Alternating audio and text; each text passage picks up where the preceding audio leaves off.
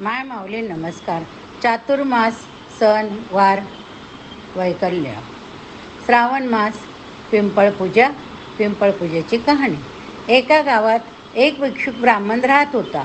श्रावण मासात तो रोज पूजा सांगावयास गावात जात असे.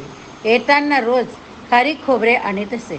मुलींनी बाबांना प्रश्न विचारला की, बाबा, रोज आपणास खारीक खोबरे कोण देतं? त्यावेळी बाबांनी सांगितले की, वाणी समाजाच्या लग्न झालेल्या मुली पिंपळाचे पूजन करावयास येतात. पूजा झाली की खारीक खोबरे देतात.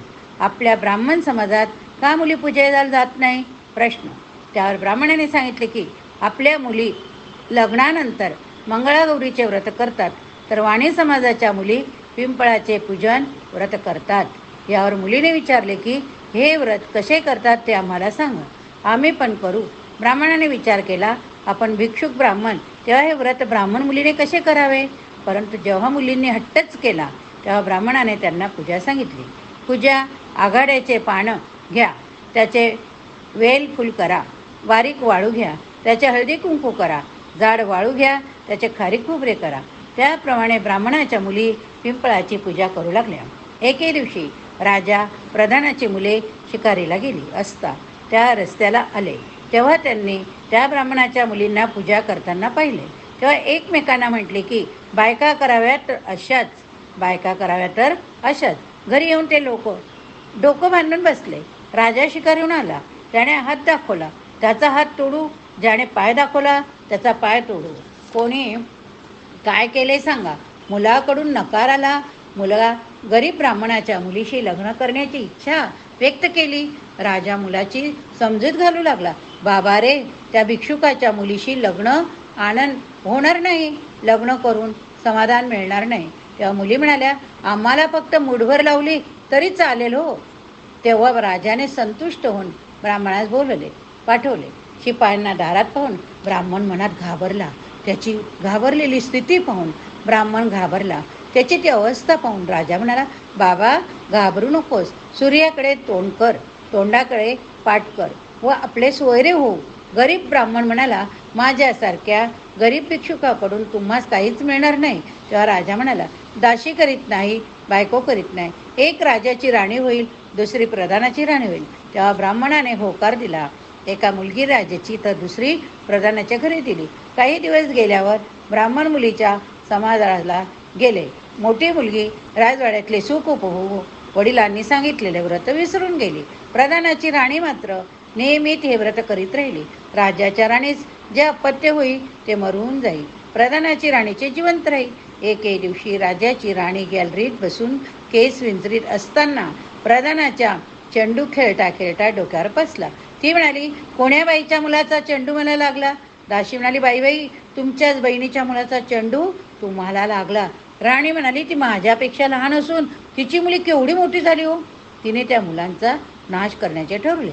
एके दिवशी विषाचे लाडू दाशीच्या हस्ते त्या मुलांना खायला पाठवले.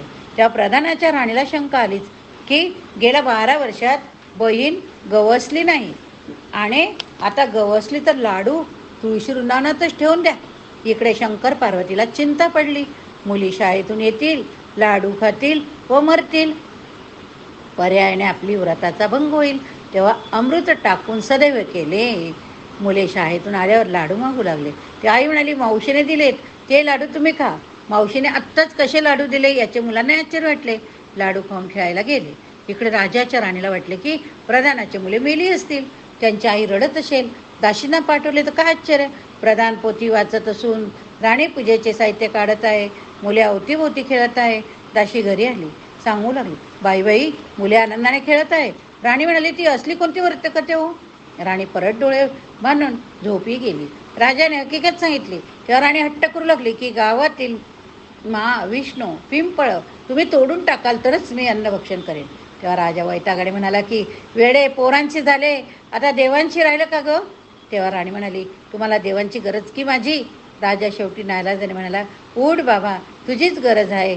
राजाने आदिवाशांना खूप मोती पोळे कबूल केले. पिंपळ तोडायचा हुकूम केला. ही माणसे धाव घालू लागली. माणसावरच धाव बसायचा. सर्वजण रक्तबंबाळ झाले. गाव प्रत्येक वेळी माणसावर बसू लागला. माणसं रक्तबंबाळ होऊ लागली. तसेच राजवाड्यात परत आले. राजाला म्हणू लागले, आम्हाला लागल्यास दरबारात राहू देऊ नका, पण गावाचा महाविष्णू कुठे तोडणारा का आहे का? बघा आम्ही किती रक्तबंबाळ झालो. तेव्हा राजा म्हणाला की फोड ग तुझे डोळे, किती रक्ताने माखले.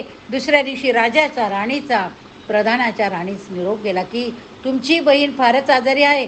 चालत असाल तर चालत्या मार्गाला लागा, पाणी पित असाल तर गुळणी टाकायला इकडे या. इकडे प्रधानाच्या राणीच्या शेवटचा पूजेचा दिवस होता. तशीच ओल्या केसाने बहिणीकडे गेली. दारातच मेलेले मूल पुरलेले होतं. केसांचे पाणी पडताच मुलाचा रडण्याचा आवाज आला. तशी राजाची राणी बाजेवरून उठली, विचारू लागली, अशा कोणत्या देवाची पूजा करते की तुझ्या केसांचे पाणी पडताच मुलांच्या रडण्याचा आवाज आला? तुला पण गरीब बापाने सांगितले होते, पण राजाच्या राजशाहीत तू हे सर्व विसरून गेली.